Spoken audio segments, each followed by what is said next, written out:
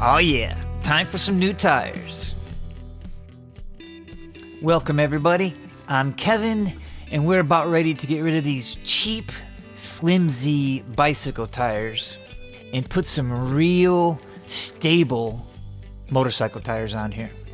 Or scooter tires, whatever you want to call them.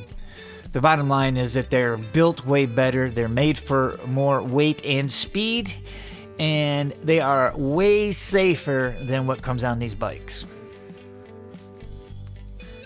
So the reason why I had to do this before I did the review was because the back tire kept popping the bead. Now, I've just recently noticed in the comments that there's been a couple other people's bikes that have done the same thing. And yes, I could have wrote the manufacturer and asked them to send me a new tube and tire, but I already knew that I was going to get rid of these tires anyway. So I just went ahead and got the tires that I wanted and decided to swap them out. So if you're enjoying this content and you want to see more, please give it a like or a share or a comment.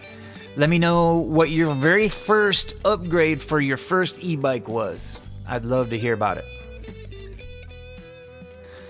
Okay, so let's get her flipped over and ready to start the process. All you really need are basic tools and some zip ties, and you'll be able to do this. So if you get 16-inch motorcycle tires, they are equivalent to the 20-inch bicycle tires. I went a little narrower just because this came as a set and I really liked them. The back tire is 2 3/4 by 16 and the front tire is 2.5 by 16. The tires that came on it were 3 by 20s. So with the new motorcycle tires, they feel a little bit more responsive and a little bit better. But if you want to go with the 3-inchers, there's plenty of them online to be able to use, or you could probably even go a little bit wider. But I like the feel of a little bit narrower tire. It just feels more responsive to me. So if you've ever replaced a tire on your bicycle, this is pretty much the same process. The one nice thing about this was that they had marked the lug nuts after they torqued them from the factory. So if you were curious about where you were at as far as being close to retorquing, you at least got some sort of a guidepost there. You just need to make sure that you unhook your electrical connectors and cut the zip ties before you take the wheel off so you don't rip anything out of the place, So I think the lugs were like 19 mil to loosen them up. And the one thing I did was I did not take the lugs completely off. I just loosened everything up enough to be able to get it off. That way, when I go to put the tire back on, if I forgot how the spacers were setting on the axle or any of that sort of thing, it's like right there, and you didn't take anything off, so you know it's from the factory that way. So I took the Schrader valve out to let all the air out of the tube and then take the tire off the rim. A lot of times tires fit a lot tighter than this one did, so you need some sort of a flat edge to do this. Just be careful not to scratch the paint. And these came right off, no problem. The one thing I really loved about this MMG tire was that they used these little plastic inserts during shipping so that the tire didn't lose its form. I really thought that for the money, that's a great extra step that they took to take care of their product. So here's where you can see the huge difference. You see this sidewall? It's considered 2-ply, and you can tell it's very thick and robust, and it barely even wanted to move when I pushed down on it. Now here is the bicycle tire, and you can tell that it's very thin, and I don't think it's much thicker than the inner tube, to be honest with you. So sure, the motorcycle tire is going to be a little bit heavier, but it's way more robust, and unless you're racing, the extra weight ain't going to hurt a thing.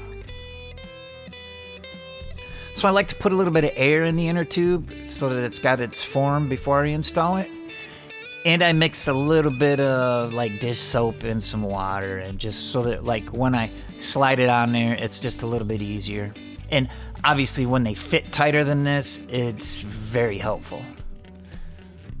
But these just went on like it was nothing. Easy peasy. Also, when I'm using my flat edge, I have a rag or something there so that I don't nick up the wheel. They got these plastic things, but you're going to break them. You know, I mean, it's just the way it is. So you just got to be careful and do it with care.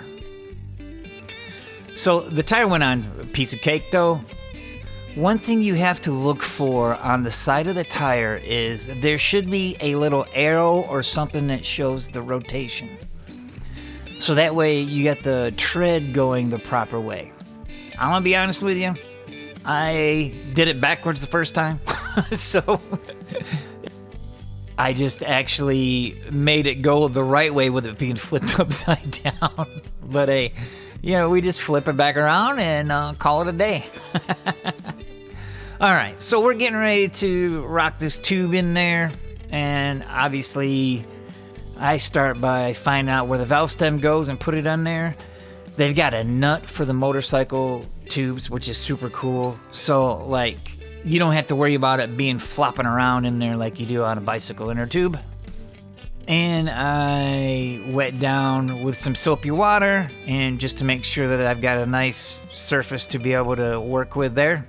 And it went on like butter. And like I said, just using something to pry in there, being very careful not to puncture the tube or scratch the shit out of your stuff. Let me know in the comments below if there are any worthwhile tools to get so that you don't scratch up your rim, or that will actually not break in the process of doing this.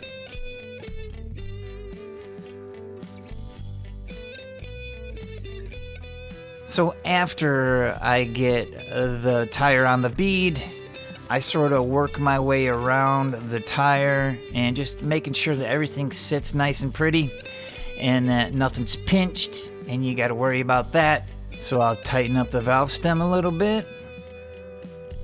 So then I will put a little bit of air in it and sort of work my way around the wheel. And just do this a few times. Take your time with it, just to make sure that you don't pinch anything and ruin a tube. Also on the side of the tire, it will tell you the recommended PSI. For this one, it's 40. So I just slowly built up to 40 PSI, and voila, there it is. My new safe and stable tire, all ready to go. So we go to put the tire back on. We want to make sure that the chain is not tangled up like I have it here. And just take care into putting it back on there and making sure that, you know, everything's lined up good. This is where I am thankful I did not take those lug nuts off, because now I know exactly how they went on. So I'm just making sure that the chain is actually on right, and that I've got my wire leads pointing in the right direction so that, you know, we're not messing with anything there. And before I get crazy with tightening everything up, I just double check the chain, make sure that it's on correctly and that it's going to pedal. Then I connect the cable again with a connector and zip tie everything down the same way it came back from the factory with. Also, after you put your zip ties on, trim them. Make it look nice and neat and as professional as you can. It just takes 2 seconds to cut them off, and it looks so much better than just leaving them flopping around there.